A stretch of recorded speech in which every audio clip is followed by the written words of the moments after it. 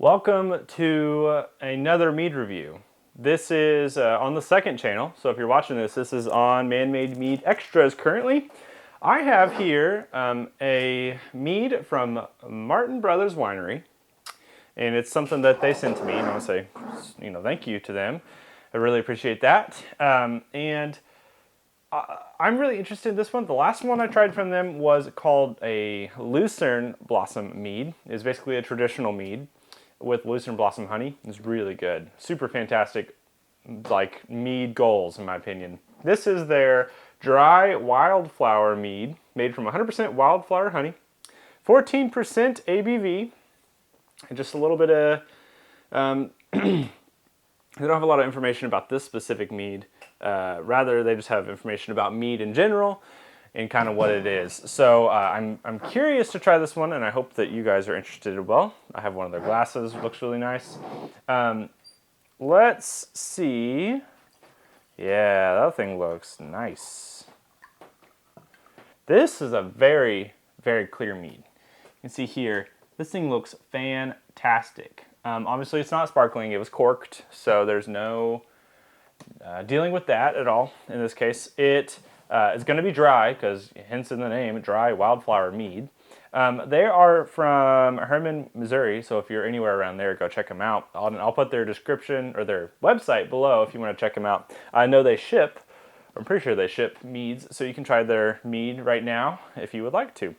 Let's get a quick smell on this thing, and then I'm going to do something different today with this. I am going to be, starting now, every single mead that I try that's a commercial mead, I will be giving a rating based on a few different scores. So I'll show you a picture of my little score sheet on here.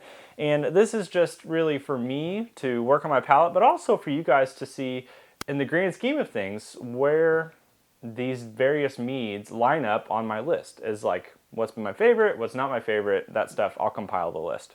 So I'll do that here in a second, but let's go ahead and get a quick smell of this. Ooh, definitely smells very dry, nice honey smell. It's just wildflower, so it's a little bit wild. It has a really interesting, I don't know if it's how the yeast fermented on this honey, but it's bringing out some very, very floral notes, and that's not something you always get with yeasts. This thing has a very floral smell to it. Yeah, ooh, this thing smells good. I'm very interested to try it. Let's taste it. Yeah. Okay, so very, when you think of a red wine, the mouthfeel that a red wine presents, generally people will categorize as buttery, which that's kind of what I'm getting here. The mouthfeel is very, it's not thick, but it definitely feels buttery, and I don't know how a better terminology to use than that. But as far as taste is concerned, the honey character is very present. It's definitely dry, but it's not so dry that it's not enjoyable. I've had some really dry wines and meads before. This is not on that spectrum. This is really enjoyable. I like that the floral notes that you get in the aroma match what you get in the actual tasting of it. Sometimes when you taste test things like this, the aroma is way less powerful, or is way more powerful than the actual taste of the mead. And in this case, I'm getting both are very even. So I like that. I do think that it is a little more hot, on at least in the alcohol volume world is what I mean. It has that alcohol heat. I can taste that heat. The last one I had, maybe is because the sweetness, I did not taste it as much. It didn't have as much heat, but I do think sweetness kind of hides alcohol volume, or ABV. So not that that's a bad thing, but it's definitely a little more apparent here. I do really enjoy the honey that they got. I think sometimes wildflower can be a hit or miss situation, in that the flowers that those bees went to were just not that great. In this case, I really like what they did here with this. It's great honey, nice character. I think they've done a great job with the retaining honey character in a traditional dry mead. when you make a dry mead like this, you are probably using a yeast that goes up to a higher percent than what your whatever your honey, your gravity is. So in this case, they used a yeast that got up to maybe 14%, or really they probably used a yeast, goodness, that got up to 16%, let's say, probably.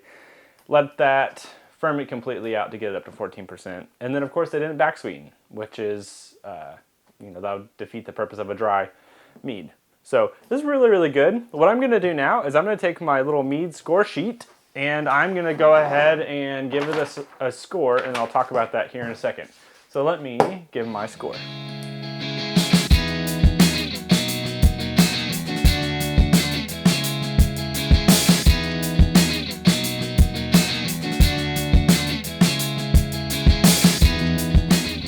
Okay, so I've gone through my scoring process. I'll just read a couple of things I didn't say before that I noticed here. And I'll show my paper here in a moment up on the screen, but the Mouthfeel Body is where I added something new, and I really kind of found that this has some acidic notes to it, and a lot of times we equate tannic mouthfeel to acidity. In this case, it was just a little bit acidic, so it's not necessarily bad, but I did taste that acidity.